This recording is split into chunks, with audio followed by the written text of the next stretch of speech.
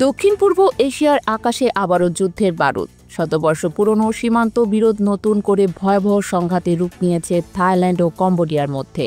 শুক্রবার ভোরে টানা দ্বিতীয় দিনের মতো ভয়াবহ সংঘর্ষে উত্তপ্ত হয়ে ওঠে থাইল্যান্ডের উবন রাজাথানি ও সুরিন প্রদেশ। কামান, রকেট লঞ্চার এমনকি যুদ্ধ বিমান পর্যন্ত ব্যবহৃত হয়েছে এই সংঘাতে। প্রাণ হারিয়েছে অন্তত ১৬ জন, আহত বহু মানুষ।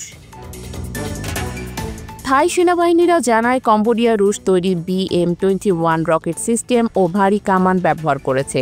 পাল্টা জবাবে থাইল্যান্ড ৬টি F-16 যুদ্ধ বিমান মোতায়েন করে, যার একটি দিয়ে কম্বোডিয়ার সামরিক স্থাপনাকে লক্ষ্য করে বিমান হামলা চালানো হয়। রয়টার্স জানায় সংঘর্ষ পীড়িত এলাকা থেকে থাইল্যান্ড ১ লাখ মানুষকে সরিয়ে নিয়েছে।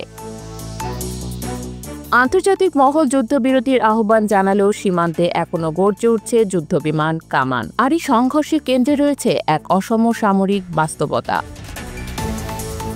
থাইল্যান্ডের বার্ষিক প্রতিরক্ষা বাজেট $৫.৭৩ বিলিয়ন। সেখানে সক্রিয় সেনা সদস্য রয়েছে ৩,৬০,০০০-এরও বেশি। যুক্তরাষ্ট্রের ঘনিষ্ঠ সামরিক মিত্র হওয়ায় থাই বাহিনী প্রশিক্ষণ, প্রযুক্তি ও লজিস্টিক সাপোর্টে উল্লেখযোগ্য সুবিধা পায়। অপরদিকে কম্বোডিয়ার বাজেট $১.৩ বিলিয়ন, থাইল্যান্ডের তুলনায় ১/৪ নয়। সেনা সংখ্যাও প্রায় ২/৩ কম, মাত্র ১,২৪,০০০। তুলনামূলকভাবে এই বাহিনী প্রযুক্তি ও পরিকাঠামোতেও অনেক পিছিয়ে। থাই বিমান বাহিনী দক্ষিণ পূর্ব এশিয়ার অন্যতম আধুনিক শক্তি হিসেবে পরিচিত। তাদের রয়েছে প্রায় ৪৬,০০০ সদস্য এবং ১১২টি কমব্যাট এয়ারক্রাফট। এর মধ্যে ২৮টি মার্কিন F-16 ফাইটার জেট, ১১টি সুইডিশ গ্রিপেন এবং অন্যান্য নজরদারি ও পরিবহন বিমানের সমৃদ্ধ বহর।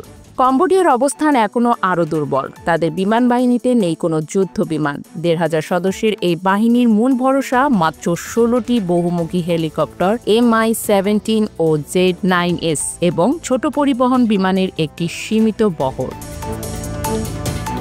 সমুদ্রপথে থাইল্যান্ড অনেকটাই একচেটিয়া। ৭০,০০০ সদস্যের নৌবাহিনী পরিচালনা করছে একটি বিমানবাহী রণতরী, ৭টি ফ্রিগেট, ৬৮টি টহল জাহাজ এবং উপচর অবতরণকারী জাহাজ সহ একটি পূর্ণাঙ্গ নৌবিমান ইউনিট।